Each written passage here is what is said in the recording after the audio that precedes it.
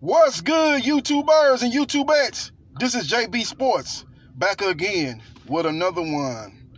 The Dallas Cowboys have franchised Dak Prescott. He's going to be slated to make $31 million in the upcoming season. Both sides were trying to negotiate a long-term contract, couldn't come to agreement. Dak Prescott and his agent wanted to be paid as one of the top quarterbacks in the NFL. The Cowboys had reportedly offered him a contract that would have put him in the neighborhood of what Jared Goff and Carson Wentz were making, slightly less than what Carson Wentz was making. And Dak Prescott was not going for that. And now we're here, and it looks like he's going to go into this season under the franchise tag. Now, what I think is going to actually happen is don't look to see Dakota Prescott. That's his name, Dakota, nicknamed Dak. Don't expect to see him at the start of Cowboys training camp. Don't expect to see him there. He's not going to come there. You know, you're probably going to see him sometime during the preseason, late preseason, but don't expect to see him as the start of training camp. You know, he was looking for a long-term contract, you know, and they couldn't even offer him what Carson Wentz was making, so he's not happy about that. You know, the Cowboys can say what they want to say in the public, but the problem I feel is the Cowboys don't really believe in Dak Prescott. They don't believe in him like that. You know, let's just go back a few years when Tony Romo got his $100 million contract and he hadn't took the Cowboys nowhere. Romo was there 11 years and only had 2 playoff victories, and they didn't even hesitate to give him his $100 million. And that was a monster contract at the time. They paid him, you know, it came out of the left field. People didn't even know they was actually in negotiation. They were just bam, you know, gave him his money. And I don't think his contract actually was even up at the time. And they were able to give him $100 million, no problemo. But here comes Dak Prescott. He's been severely underpaid, a 4th-round draft pick, hasn't had a losing season since he's took snaps under center as your starting quarterback. And here he got to fight tooth and nail just for you to offer him what they offered Carson Wentz, who's always hurt with the Philadelphia Eagles, and who hasn't done half of what Dak Prescott has done. Doesn't even have 1 playoff victory. Dak Prescott has, what, two playoff victories? You know, he has 2 playoff victories. He's had one playoff victory. That was against the Seattle Seahawks and Russell Wilson. His rookie year, he led the team to the best record in the NFC, and they lost to the Green Bay Packers, which was no fault of his own, as he put up enough points for them to win, but the defense couldn't stop Aaron Rodgers in that prolific offense, and they were able to outscore the Cowboys. I think the score was 34-31 in a shootout in the second round of the playoffs. But again, Dak Prescott is not going to get his money. Now, at the same time, you look at Ryan Tannehill. Ryan Tannehill signed a contract with the Tennessee Titans, agreed to a contract with the Tennessee Titans, 4 years, $118 million. He actually came in and gave the team a spark as they were struggling under quarterback Marcus Mariota. He came in and gave them a spark, was able to make big plays down the field, but the offense was based on Derrick Henry. Derrick Henry led the NFL in rushing and he was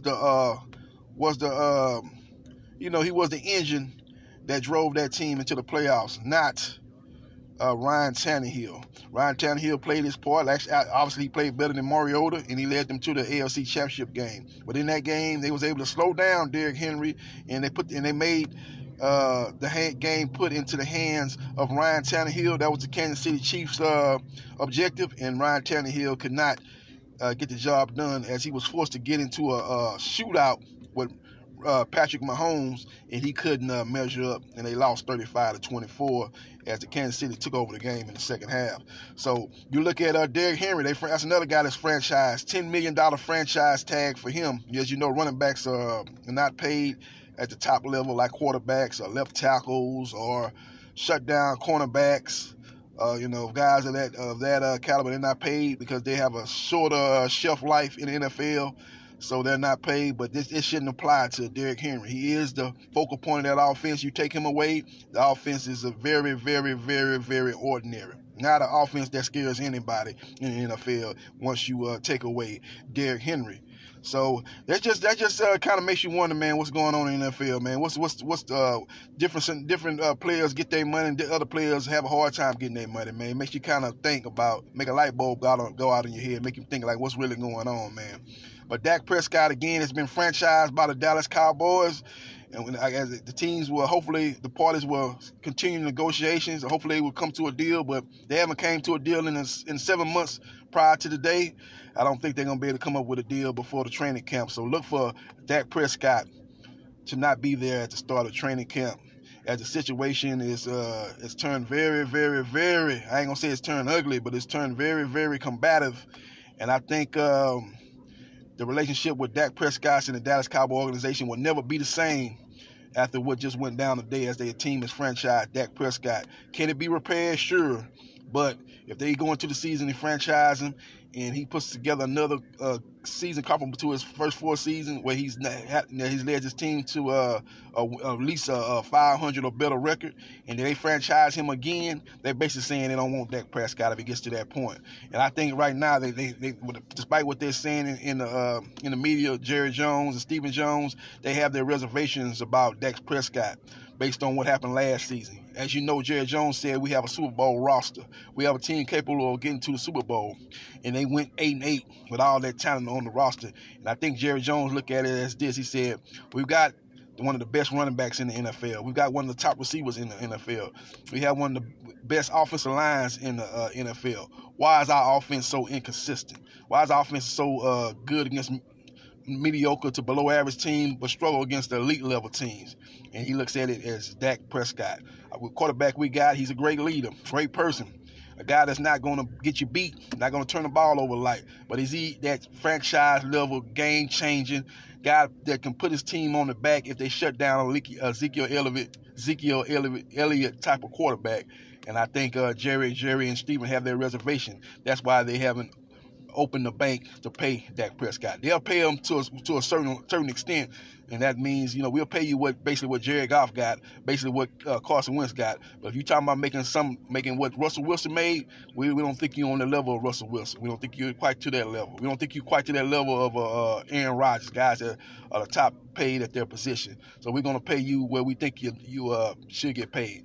We don't believe you in the we don't believe you living in the, let me put this place to say now. We don't believe you in the rich neighborhood. We think you somewhere in the middle class neighborhood. Jared Goff, Carson Wentz, they live in the middle class neighborhood. Russell Wilson, Aaron Rodgers, they live uptown in a high rise in 2-3 story rich neighborhood, gated communities. That's where they live. We don't believe you should be living in that type of neighborhood. We think you should be living somewhere in the middle class neighborhood, where they got a park, they got a civic club, and they got, people that know everybody, that stay on the same street.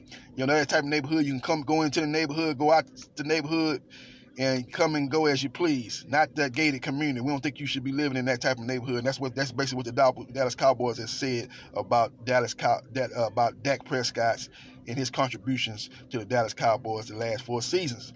Leave your comments in the comment section. What you think, man? You think the Cowboys doing the right thing by franchising Dak Prescott, or you think they should give him a long-term contract? Let me know what you think. This is JB Sports, the man, the myth, the legend. I holla.